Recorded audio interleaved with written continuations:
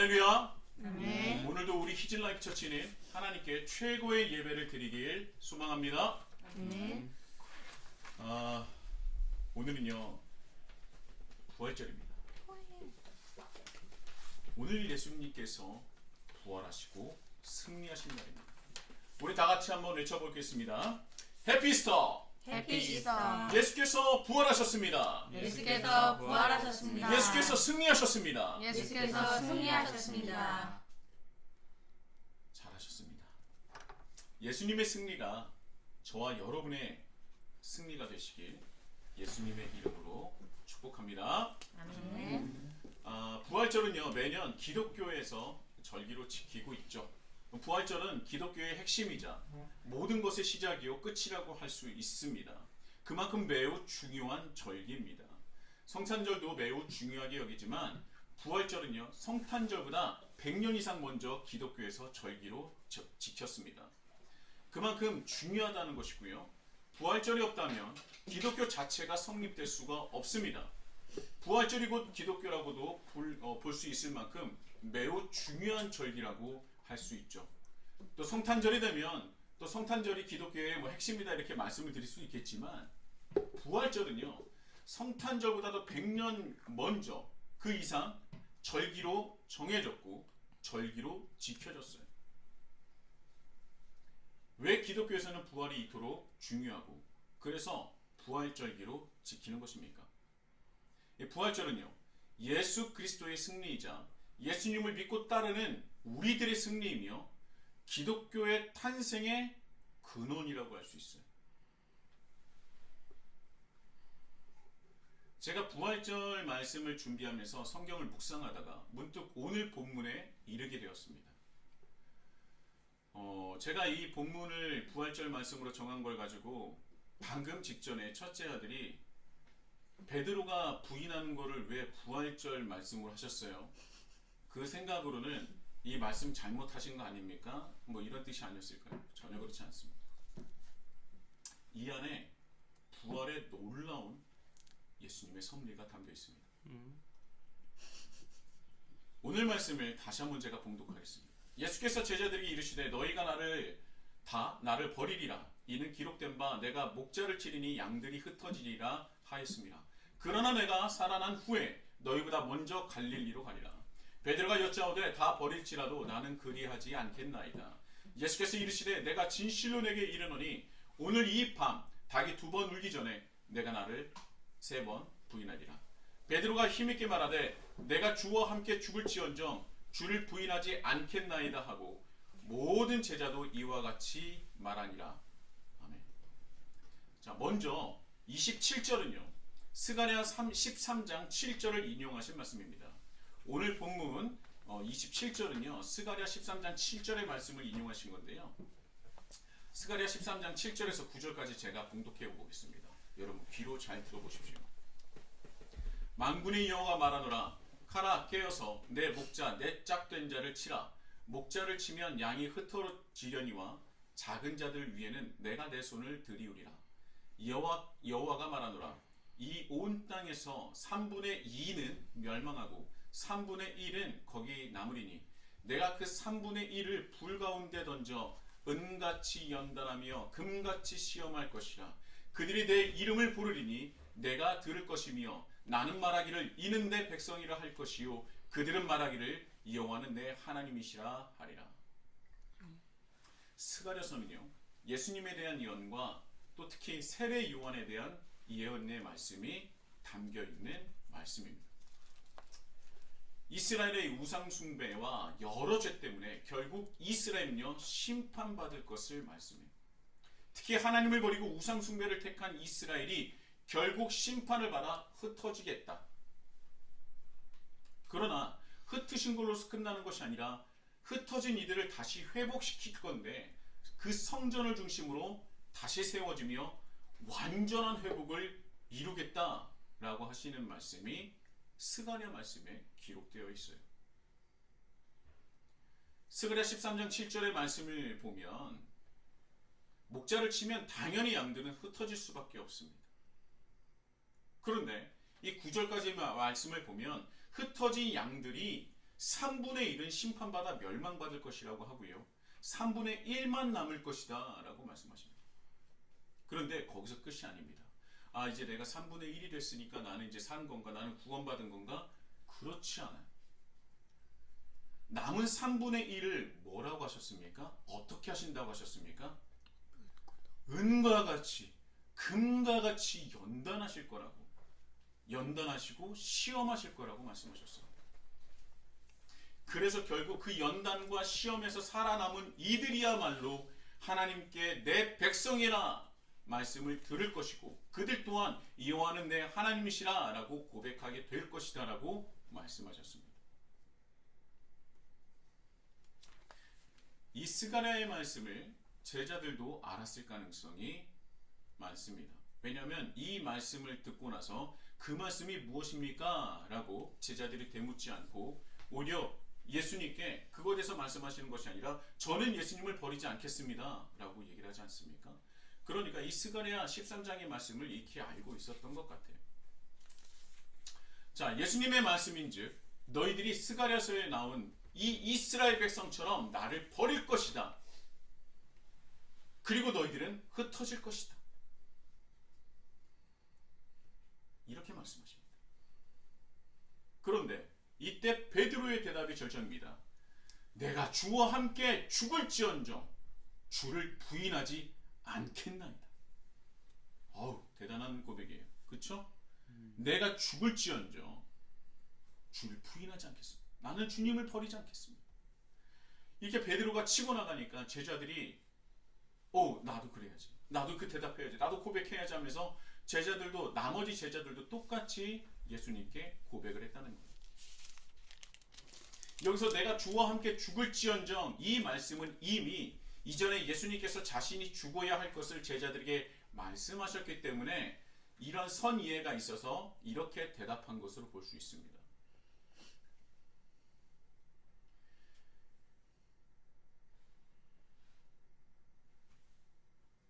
제가 이 말씀에서 주목하고 싶은 말씀은 예수님은요, 이 말씀을 통해서 제자들에게 알려주고 싶었던 것은 무엇이냐면 바로 나는 다시 살아날 것이다 라는 거였습니다. 그런데 제자들은 예수님의 말씀에 다시 살아날 것이다 라는 것에 집중하지 않고 무엇을 집중하고 있어요? 예수님의 죽음에 집중하고 있어요.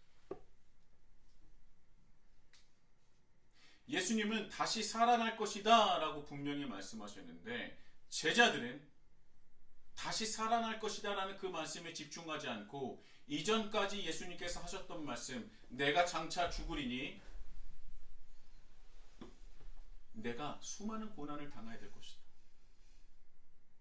그 말씀을 들었는데 또 이 말씀을 하시니까 이 제자들이 어떤 것에 집중하고 있냐면 죽을 것이다. 예수님의 죽음에만 집중을 하고 있다는 겁니다. 분명히 똑같은 자리에서 내가 다시 살아날 것이다 라고 말씀하셨는데도 불구하고 예수님의 부활에 집중하지 않고 예수님의 죽음에 집중하고 있다는 거예요.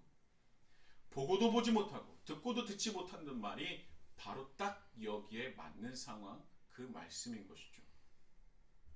다시 살아날 것에 집중을 했다면 죽음에서도 결국 죽었더라도 이겨낼 수 있다는 말씀 아닙니까? 그런데요, 제자들은 다시 살아날 것에 대한 그 말씀보다는 죽으신다는 것에 집중하고 있다는 거예요. 이 말씀을 보면 스가랴서에 나와 있는 심판을 받아야 할 3분의 2에 속하기 때문이 아니겠습니까? 제가 늘 말씀드리지만 내가 예수님을 믿는다고 생각으로 내 믿음이 확증된다고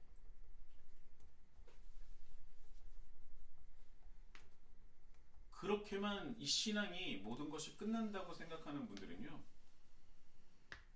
부활을 경험하지 못한, 아니 부활을 믿지 못한 오늘 본문의 말씀 제자와 다를 바가 없습니다. 내 믿음이 내 생각만으로 내 믿음을 내 스스로가 내가 그것을 확증하고 내가 증인이 된다는 그런 반쪽짜리 믿음을 가지고 있다면 3분의 2, 심판을 받아 사라질 3분의 2에 해당되지 않을까요?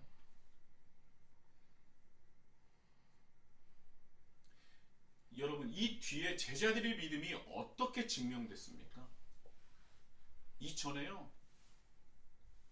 정말 수만 번 막 예수님을 배신하지 않겠다라고 얘기하지 않았겠습니까? 정말 이 제자들이 예수님을 믿었는지 안 믿었는지 어떻게 증명이 되었습니까? 말로는 수만 번 예수님을 배반하지 않겠다. 내가 죽어서도 주님을 부인하지 않겠다라고 얘기했지만, 내가 예수님을 떠나지 않겠다고 했지만, 결국 그런 말을 해도 그의 삶에서 그의 믿음이 증명되지 않으면 그것은 헛된 믿음이라는 거예요. 결국 그들은요, 주님 앞에서 말로는, 마음으로는 나는 주님을 배반하지 않고 버리지 않고 주님을 정말 떠나지 않겠다라고 얘기했지만, 그 누구보다도 먼저 배신하고 떠나갔다는 것을 볼 수 있습니다. 그것이 그들의 믿음을 증명한 거예요. 말로는 여러분 골백번 할 수 있습니다. 주님 사랑합니다. 주님을 믿습니다. 오직 주님뿐입니다. 저희 주인이십니다. 저희 왕이십니다. 이 말로는 100번, 1000번, 10,000번 다 할 수 있어요. 그러나 그 말로는 그 믿음을 증명할 수 없다는 것입니다. 그에 따른 믿음의 삶이 그 고백과 일치해야 그 믿음이 진짜 믿음인 것으로 증명할 수 있는 것 아니겠습니까? 예수님 앞에서 저는 주님을 배반하지 않겠습니다. 주님을 부인하지 않겠습니다. 주님을 떠나지 않겠습니다. 수만 번 얘기해도 나는 주님을 믿는 사람입니다. 나는 주님을 사랑합니다라고 100만 번 얘기해도 그의 믿음의 고백의 삶이 그와 일치하지 않는다면 성경에 나와 있는 대로 그들은 예수님을 따르고 믿는 자들이 아니었다는 거예요. 왜 제자들이 예수님의 죽음에 집착하고 부활에 대해서 귀를 닫았을까요? 말로는 예수님을 믿는다고 하지만 여전히 제자들 마음속에는요, 예수님과 다른 마음이 있었기 때문입니다. 예수님께서 이스라엘의 왕이 되시고 하나님 나라를 다시 시작하시면 그 옆에서 내가 예수님 아래 가장 큰 사람이 되고 싶었던 것 아닙니까? 복음서에 기록된 제자들 사이에서 다툼은요, 바로 이 자리싸움이 대부분입니다. 우리 12명 중에서 누가 제일 크냐는 것이죠. 내가 우편에 있을 것이다. 내가 좌편에 있을 것이다. 거기는 내 자리다. 뭐 이런 것 아니겠습니까?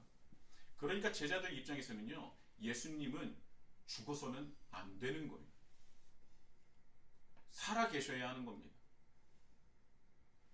그러면 그들 마음속에 예수님이 살아 계셔야 하는 이유는 무엇입니까? 누구를 위해서 살아 계셔야 하는 겁니까? 하나님과 하나님 나라를 위해서? 아니죠. 결국 자기 자신들을 위해서 죽으시면 안 된다는 거죠.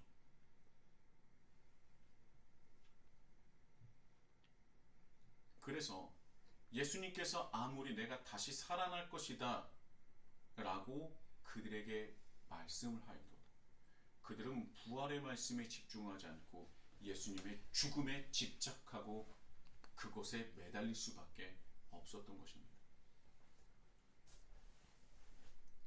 여러분 한번 생각해 보세요. 정말 우리가 하나님을 믿는다라고 얘기를 하지만 정말 그 믿음의 고백에 맞게 우리는 정말 살아가고 있습니까?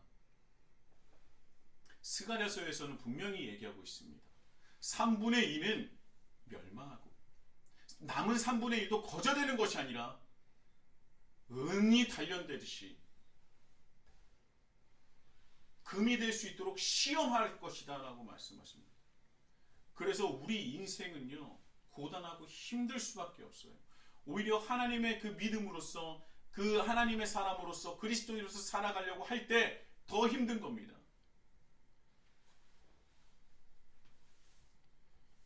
제가 이번 그 성금요일에 우리 아이들과 함께 가상칠언에 대해서 말씀을 나눴고요. 십자가는 무엇을 뜻하냐? 희생이다. 그런데 희생 없는 사랑은 없다. 희생 없는 양보는 없다. 희생 없는 섬김은 없다. 그래서 이 기독교는 십자가라는 그 희생 위에 세워진 것이다. 희생이라는 것. 희생은 곧 무엇입니까? 믿음의 삶이라는 것. 말로만이 하는 것이 아니라 직접 예수 그리스도의 십자가를 힘입어 희생하는 것입니다. 그리고 이 제자들이 3분의 2의 심판받을 사람이 아니라 3분의 1에서도 은이 되도록 금이 되도록 연단과 시험을 거쳐서 그들이 결국 희생함으로 그 위에 초대교회가 세워진 것이죠. 말로만 믿었다고 했었던 이 복음서에 기록된 제자들이 드디어 예수님의 뜻을 깨달아 그들이 예수님의 말씀을 다시 부여잡고 그들이 변화되어 수많은 연단과 시험을 받아 그들이 변화된 것입니다. 예수님께서 돌아가셨을 때 그리고 부활하시고 40일 동안 그들과 함께 하신 후 예수님께서 승천하신 뒤에 제자들이 느꼈을 공허함과 두려움과 세상으로 나아가야 하는 그 염려와 근심이 얼마나 대단했겠습니까? 그러나 그들은 나아갔던 것이죠. 그래서 그런 두려움을 딛고 세상에 다시 나아갔었던 제자는 오늘 본문에 나왔었던 제자들과는 똑같은 사람이지만 다른 사람인 거예요. 변화된 사람이라는 겁니다. 믿음이라는 것은요, 위기 속에서 빛나는 것 같습니다. 저희 가정에 제가 요즘에 좀 종종 말씀을 드렸지만 저희 가정이 2024년 하반기부터 정말 큰 일이 있었습니다. 첫째 아들의 손바닥 1차 수술에 이은 재수술까지, 그리고 또 올해는 제가 손가락 수술을 재차 재수술을 받았습니다. 그리고 이어서 이제 사모님, 와이프가 무릎 수술까지 정말 대수술을 받았죠. 정말 상상하기도 싫고 마음이 무너지는 시간이었습니다. 첫째 아들의 손바닥 재수술을 받을 때 정말 속상하고 얼마나 하나님께 기도드렸는지 몰라요. 1차 수술을 마치고 끝난 줄 알았는데 그 환부가 계속 났다가 다시 골맞다가 났다가 다시 부었다가 이런 것을 확인하고 나서 혹시 이거 뭔가 안에 남아있는 거 아니야? 라는 생각이 있었는데 다시 이후에 정밀 검사를 해보니까 그 안에 불순물들이 많았던 거예요.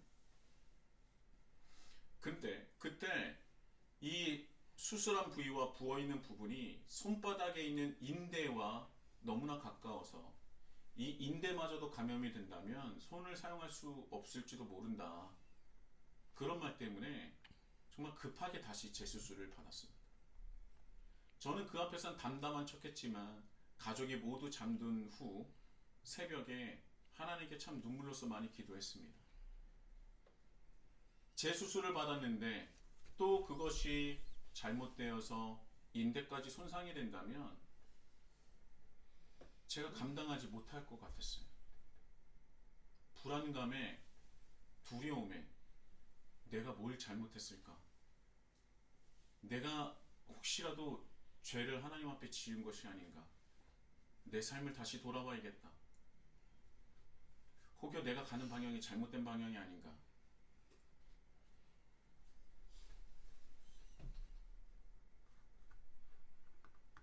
하나님 앞에 기도하고 또 기도했습니다. 이게 매달렸어요. 그리고 하나님의 은혜로 수술이 잘 되었고요. 1차 수술 때 미처 발견하지 못했었던 많은 불순물들을 완벽하게 제거했다고 합니다. 지금은 손바닥이 다시 붓거나 진물이 나는 등 그런 모습은 보이지 않아요. 너무나 다행이죠. 얼마나 하나님께 감사인지 모릅니다. 그런데 또 얼마 지나지 않아서 제 손가락에 문제가 생겼습니다. 2019년에 손가락 인대 접합 수술을 받았었는데 그냥 그 접합 수술 받았던 곳이 부었다가 나왔다 부었다 나왔다 그렇게 반복을 했는데 이번에는 너무나 심하게 붓고 변색까지 되더니 급기야 엄청난 통증이 시작이 됐습니다.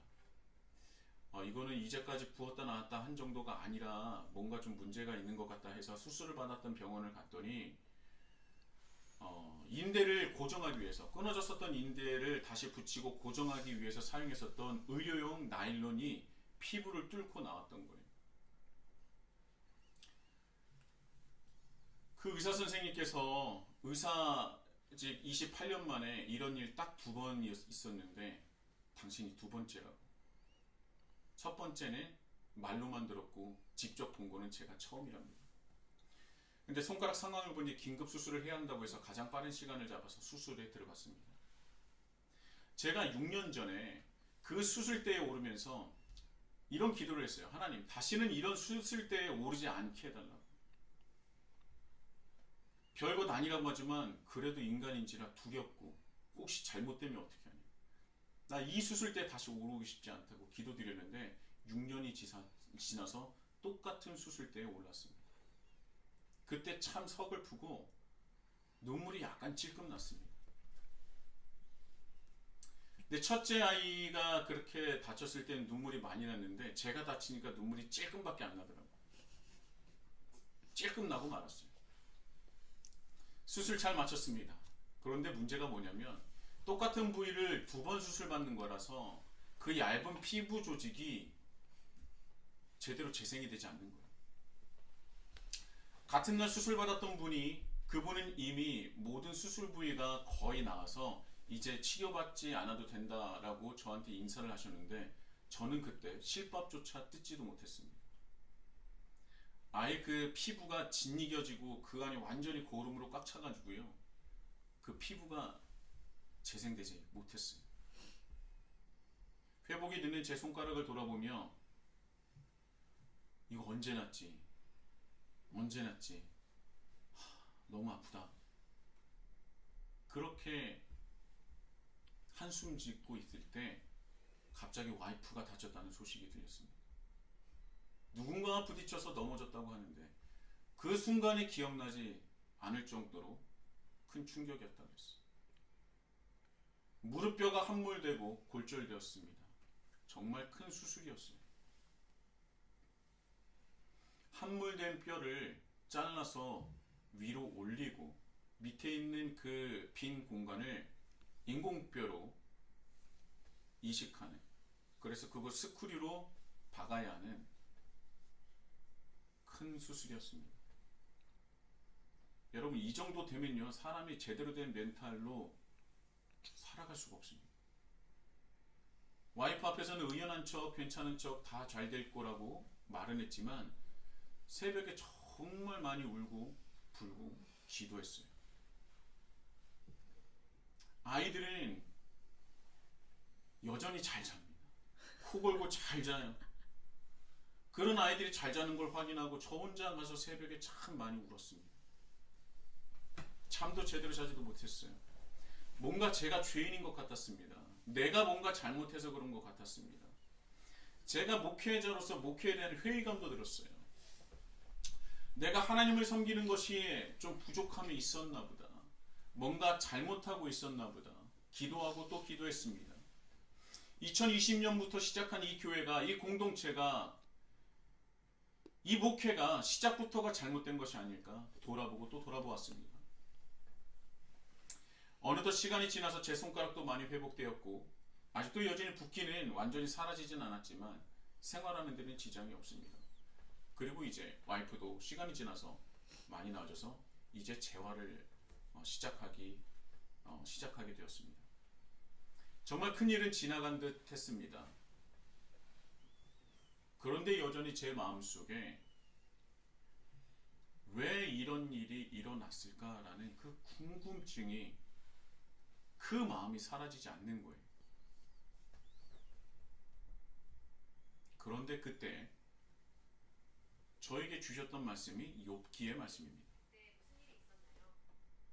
욥기는 흔히 수많은 고난을 당했는데 하나님을 원망하지 않는 그 믿음을 말하곤 합니다. 맞습니다. 그 정말 많은 고난을 당했는데 원망하지 않는 그 믿음을 흔히들 말하지 않습니까? 그러나 그 고난 속에, 고통 속에 분명히 신음하고 있는 욥은 말씀에서 보여요. 근데 욥이 받았던 그 고난의 절정은 저는 바로 이 대목이라고 생각합니다. 욥이 온몸에 종기가 나서 이 질그릇 조각으로 자기의 온 몸을 박박 긁고 있었어요. 그때 욥의 아내가 이렇게 말합니다. 차라리 하나님을 욕하고 죽으라고 말이죠. 저는 이게 욥이 받았었던 고난 중에 절정이라고 생각해요. 그런데 이런 저주와 같은 말을 들은 욥은 이렇게 말합니다. 우리가 하나님께 복을 받았은즉 화도 받지 않겠느냐. 저는 이 말씀에 이 고난 중에서도 하나님을 원망하지 않는 욥의 모습도 보이지만 저는 여기서 하나님을 향한 절대적인 신뢰를 가지고 있는 욥을 발견했어요. 하나님은 분명히 살아계시고 더 나아가서 하나님은 나를 분명히 사랑하시고 하나님은 분명히 나와 함께 하신다. 그 욥의 절대적인 신뢰의 믿음이 그를 고난에서 고통 속에서 견딜 수 있게 했던 것 아니겠습니까? 그 절대적인 신뢰, 하나님을 향한 그 절대적인 신뢰, 하나님은 살아계시고 나를 사랑하시며 나와 함께 하시는 분이다. 내가 어떤 상황에 처했을지라도 나는 변하고 흔들릴 수 있으나 하나님은 절대 변하시지도 흔들리지도 않으시는 절대적인 분으로서 절대적인 신뢰를 가진 것이 바로 욥의 신앙이었던 거예요. 하나님을 향한 그 신뢰가 있다면 내가 지금 어떤 상황이 닥쳐 있을지라도 낙담하거나 좌절하지 않을 수 있다는 것입니다. 저는 그래서 욥의 그 말씀을 보고 다시 시작하기로 결심했어요. 다시 초심으로 돌아가기로 했습니다. 꿈도 많고 기대가 가득했었던 2020년 개척을 시작했던 그때의 모습으로 회복하길 원하고 기도하기 시작했습니다. 그리고 부활절을 맞이하여 말씀을 보는데 오늘 본문 말씀이 제 눈에 들어오게 됐어요. 어떤 말씀입니까? 28절이에요. 내가 살아난 후에 너희보다 먼저 어디로 가리라? 갈릴리로 가리라. 갈릴리로 가리라. 갈릴리는요, 예수님께서 사역을 시작하신 곳입니다. 갈릴리에서 제자들을 부르시고 또 갈릴리에서 가나 혼인잔치에서 최초로 이적을 보이신 곳입니다. 모든 것의 시작점이 바로 갈릴리였어요. 그래서 예수님은 부활하신 후 다시 어디로 가셨느냐? 다시 처음으로 돌아가셨습니다.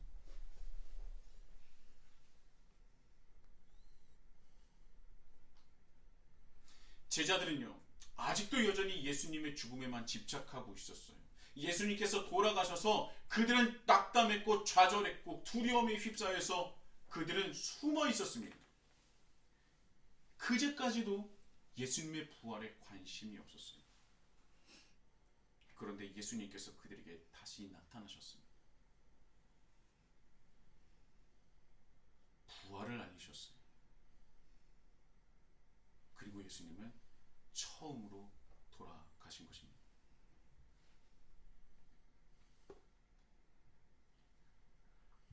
그런데 이때 뭔가 달라요. 뭐가 다르냐면 마가복음 1장 15절입니다. 이르시되 때가 찼고 하나님 나라가 가까이 왔으니 회개하고 복음을 믿으라 하시더라. 예수님께서 사역을 시작하실 때 이 말씀으로 시작하셨습니다. 그런데 3년여의 시간 동안 열심으로 사역하셨고 그리고 십자가에 못 박혀 돌아가셨고 부활하셨습니다. 그리고 이 다음에는요, 때가 찼고 하나님 나라가 가까이 왔으니라는 말씀을 하지 않고 이미 실현되고 시작된 하나님의 나라를 제자들에게 알려주기 시작하십니다. 이것이 다른 거예요. 그리고 다시 예수님께서 제자를 부르러 가십니다. 그리고 시몬에게 물어보시죠. 내가 나를 사랑하느냐? 시몬아, 내가 나를 사랑하느냐? 베드로는 부활 이전에 예수님의 죽음에만 집착했었던, 그래서 예수님을 부인했던 시몬이었는데 이제 다시 돌아오셔서 부활하셔서 베드로에게 돌아가서 말씀하시는 거예요. 시몬아, 내가 나를 사랑하느냐? 시몬아, 내가 나를 사랑하느냐? 시몬아, 내가 나를 사랑하느냐? 주님이 내가 주님을 사랑하는 줄 아시나이다. 근심하여 대답하는 시몬에게 나의 양을 먹이라, 나의 양을 치라, 나의 양을 먹이라, 그리고 마지막에 나를 따르라 말씀하십니다.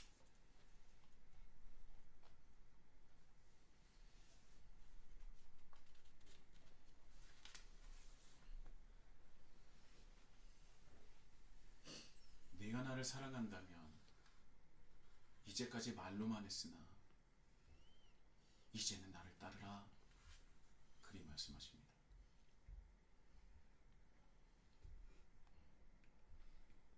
이제까지는 제자들이 자기 자리에 급급하여서 예수님의 죽음에 몰두하였었지만 이제 부활하신 예수 그리스도를 보면서 이제 그들 마음속에 예수님께서 시작하신 하나님 나라가 꿈틀거리기 시작했습니다.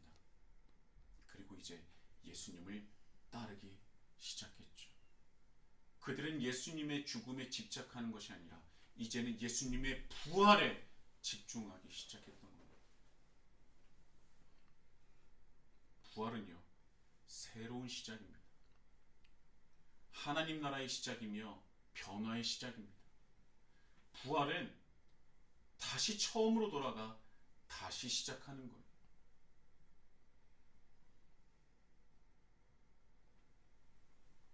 여러분, 부활하신 예수 그리스도를 절대적으로 신뢰하시기 바랍니다.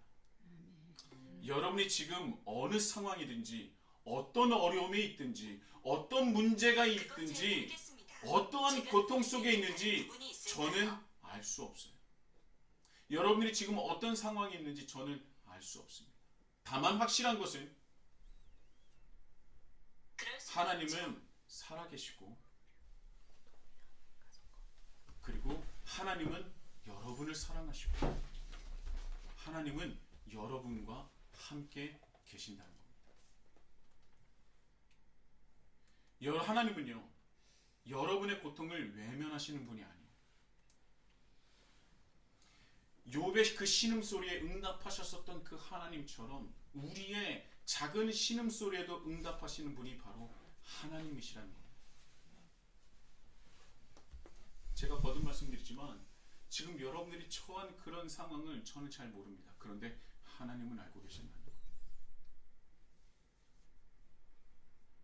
하나님을 절대적으로 신뢰하십시오. 그렇다면 죽음에 집착하는 어리석은 제자가 아니라 하나님 나라를 이루는 그 부활하신 예수님을 분명히 경험하게 될 것입니다. 여러분, 하나님은 여러분을 사랑하십니다. 저와 여러분을 동일하게 사랑하세요. 그리고 최고의 사랑으로 여러분들을 사랑하고 있다는 것입니다. 그 사랑을 절대적으로 신뢰하시고 2025년 부활절을 맞이하여서 예수님께서 십자가로 이루신 그 부활로 이루신 승리가 저와 여러분의 승리가 되길 바랍니다. 더 나아가서 우리 또한 이제 부활에 참여해야 합니다. 혹여라도 우리가 잊어버린 하나님을 향한 첫사랑이 있습니까? 그렇다면 예수님께서 부활하신 후 갈릴리로 돌아가셨던 것처럼 여러분도 첫사랑으로 한번 돌아가 보시기 바랍니다. 그 사랑이 회복될 때 우리는 다시금 주님의 제자로 다시 서고 걸어갈 수 있게 될 것입니다. 그때 하나님은 우리를 향해서 말씀하실 거예요. 네가 나를 이제 사랑하는구나. 네가 바로 나의 백성이요 나의 자녀구나. 이제 나와 함께 가자.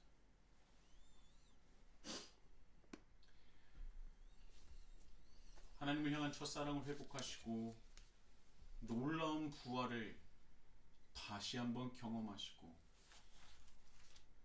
하나님께서 우리와 함께 하시고 사랑하시며